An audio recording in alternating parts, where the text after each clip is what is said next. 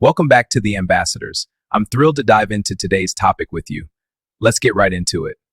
So, what is humility really?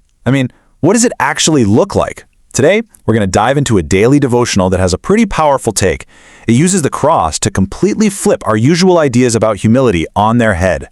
And what's really interesting is how it takes this very personal idea and uses it to build a massive global community. Let's get into it. Okay, so the entire text, everything we're about to talk about, is built on this one verse. It's the foundation. Humble yourselves, and he may exalt you in due time. Think about that. It's this core promise, right? A kind of spiritual trade-off. Humility now for being lifted up later. And that single idea is the launch pad for everything else in this devotional. So if that's the promise, where do you find the ultimate example of this kind of humility? Well, the text points to one place and one place only, the cross. And it's not treated as just some event that happened thousands of years ago. No, it's presented as a living, breathing, practical model for us to follow today. And that's the key right there. The devotional draws a straight line from what happened on the cross directly to you, the reader. It's basically saying, hey, this isn't just a story, it's a blueprint for your life, and it doesn't matter if you see yourself as a leader or a follower. The message is exactly the same. Real influence, true leadership, it all starts with selfless service. Okay, so that's the model. But what does it do? What's the payoff for acting this way? This is where the devotional pivots. It moves away from just talking about the example of humility and starts digging into its real-world effects. It argues that this isn't some abstract idea. It has a tangible, life-changing power. And look at this list.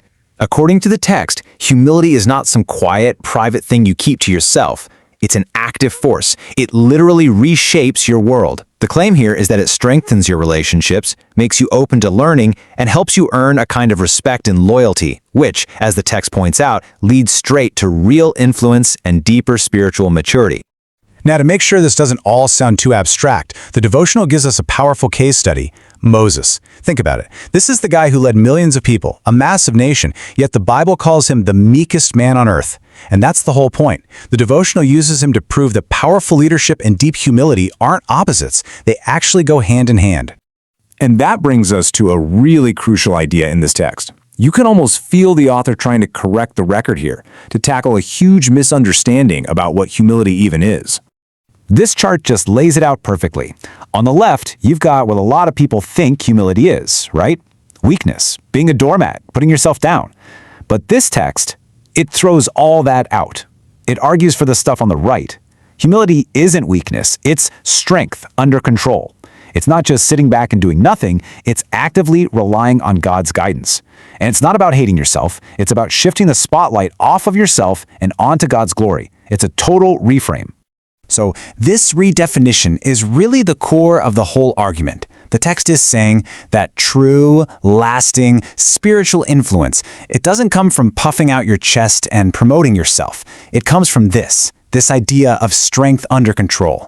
It's basically presented as the secret sauce, the key to unlocking grace, wisdom, and real empowerment. All right, so we've got the what and the why. But what about the how? How do you actually do this? Well, the devotional doesn't just leave you hanging with a bunch of big ideas. It gets super practical and gives you a clear roadmap. And here it is, a simple 4-step guide. First, you start inside. You reflect on your own attitude. Then, you make it real by declaring it out loud that this is who you're going to be. Step 3 is about action. You commit to serving others selflessly. And finally, you lock it all in with prayer. It's a really clear, step-by-step, action-oriented plan. And to help with that last step, the text even gives you the words to say. It includes a couple of scripted prayers, one to help you practice humility, and another one called the Prayer of Salvation, which is there to help new believers make their commitment official. But here's where things get even more interesting. This whole devotional, it's not just about your own personal journey. It's actually a doorway. It's an entry point into a huge, organized, global community, and it lays out very specific ways you can jump in and get involved. Yeah, it turns out there's this huge mission called Operation 500 Million Souls for Christ, and the text invites you to be a part of it in 3 very clear ways. You can become a prayer partner, you can serve as a volunteer missionary, or you can support the work as a kingdom investor. So just like that, what started as you reading something on your own becomes a part of this massive collective mission. And how do they keep this massive community connected? With technology, of course. They've built a whole digital ecosystem. You've got WhatsApp groups for prayer calls at midnight, another for declarations. They use Telegram for messages and podcasts, and of course, YouTube and Facebook for videos and updates. It's a really modern, interconnected network. And if you want a sense of the scale we're talking about, look at this number. 22. That's how many different global time zones have specific scheduled prayer times listed in this text.